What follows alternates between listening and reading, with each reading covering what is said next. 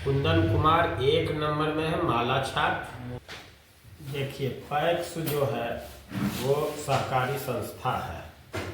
PACS में सरकार के द्वारा कोई ऐड नहीं है कि लोग जनता हम पर आरोप लगाएंगे कि सरकार के द्वारा ये फंड आया वो फंड आया और आपके द्वारा गबन कर दिया गया। पैक्स में केवल एक काम है सरकार के धान खरीद, जो कि धान खरीद हम लगातार 15 वर्षों से 15 वर्ष हमारा अध्यक्ष होना हुआ, इसने 11 वर्षों से धान खरीद स्टार्ट किया।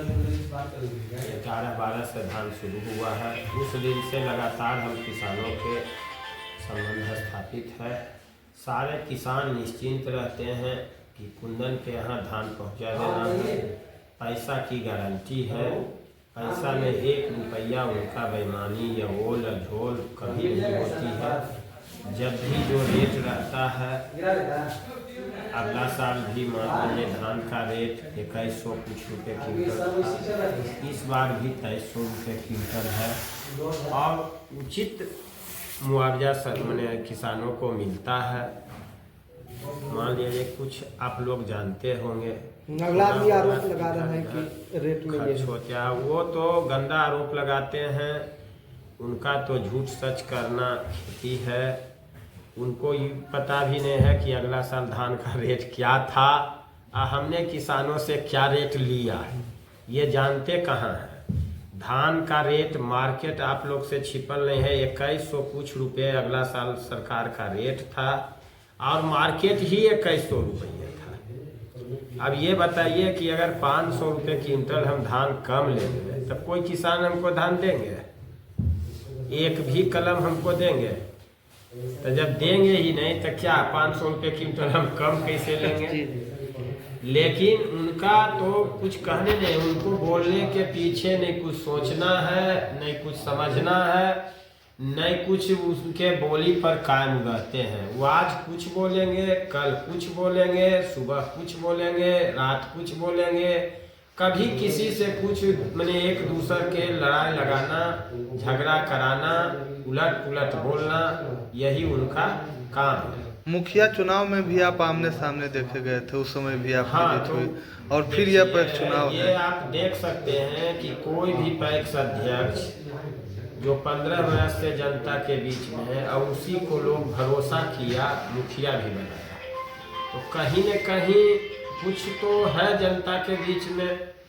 और हमरा ये नहीं कहना है कि जनता मालिक है, जनता को स्वतंत्र अधिकार है, लेकिन वो समझता है कि पैक्स जो है मुखियागिरी में भी हम 3 साल अभी मेरा कार्यकाल का हुआ है और 3 साल में हम कभी लंड फंड झूठ सच कोई किसी से वादा या फलना या चिल्ला नहीं किया।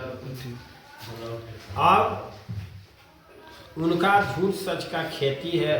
अपने कार्यकाल में वो कहते हैं कि हम पहला बार नॉमिनेशन किए हैं, हम कभी चुनाव नहीं लड़े हैं। तो अच्छा बताइए आप लोग, वो 10 साल आप लोग तो जानते हैं कि 10 साल से मुखिया 10 साल रहे हैं, मुखिया का प्रतिनिधित्व किए हैं, 5 साल प्रमुख का प्रतिनिधित्व किए हैं। मुखिया के कार्यकाल में इतना ने हमारे पंचायत को गंदा कर दिए कि सारा मैंने इंदिरा आवास का रुपया सीधे बैंक से उड़ा लिए मैंने, और उसको बाद जैसे कि घर बोला के इंदिरा आवास के रुपया बने देते थे, सारा का ATM, सारा का बैंक अकाउंट जब्त करके रखते थे और सारा मैंने यही उनका धंधा था। आज वो बोलते हैं और बोलने के पीछे कारण है कि किसान का जो भी धान होगा वो भी ले लेंगे और सारा उसको बेच के अपना बाद में 5 कट्ठा 10 कट्ठा जमीन खरीद लेंगे और बाद में किसानों को 10,000 5,000 करके 2 साल में देते रहेंगे। यही उनका रवैया है और सारा लोग ही जानते हैं। तो इस बार जनता से मिल रहा है, भी हम पूरे आश्वस्त हैं सर, मेरा आधा वोट भी उनको नहीं आएगा, चाहे उनको जितना जो किसान उनको 1 वोट नहीं देंगे। जो पैक्स का मतलब नहीं समझते हैं वो कुछ लोग इधर उधर हो सकते हैं, लेकिन एक भी किसान उनको, आखिर किसान इतना आपसे प्रेम क्यों करते हैं सर? इसलिए कि किसान के साथ हम, किसान से के 24 घंटा हम साथ रहते हैं। किसानों को अगर बाजार रेट कम रहता है, उनको पैसा का जरूरत रहता है, तो हम घर जाके उनको समझाते हैं कि अभी मत बेचिए धान, पैक्स में बेचिए। पैक्स में बेचिएगा तो आपको 200 रुपये मन का मुनाफा होगा, 150 रुपये मन का मुनाफा होगा। ये तो विगत 2 वर्षों से थोड़ा मार्केट बढ़ गया है, तो पैक्स पर रियलिटी कम गई है। नहीं तो देखे होंगे आप लोग कि पूरा जो बिहार में पैक्स है, अपना धान का मैंने जो लक्ष्य है वो नहीं पूरा किया। लेकिन बाढ़ अनुमंडल में हम पहला पैक्स अध्यक्ष हैं जो अपने लक्ष्य के बाद 2000 क्विंटल एक्स्ट्रा SDO साहब से लक्ष्य बढ़वा के और धान का खरीद किए। जिस समय मेरा 4000 क्विंटल लक्ष्य होता था, उस समय भी हम किसानों से 8000 10,000 क्विंटल धान ले लेते थे। चाहे उनको जहां से पैसा दे, समय पर सबको पैसा उपलब्ध कराते थे। किसानों के लिए क्या संदेश होगा सर? और जो किसान इधर उधर के मुद्दों में भटक रहे हैं, उनके लिए क्या संदेश है? सारे किसानों के लिए एक संदेश है कि इधर उधर ना भटकें और उनके झूठ सच के रवैया में ना आवे।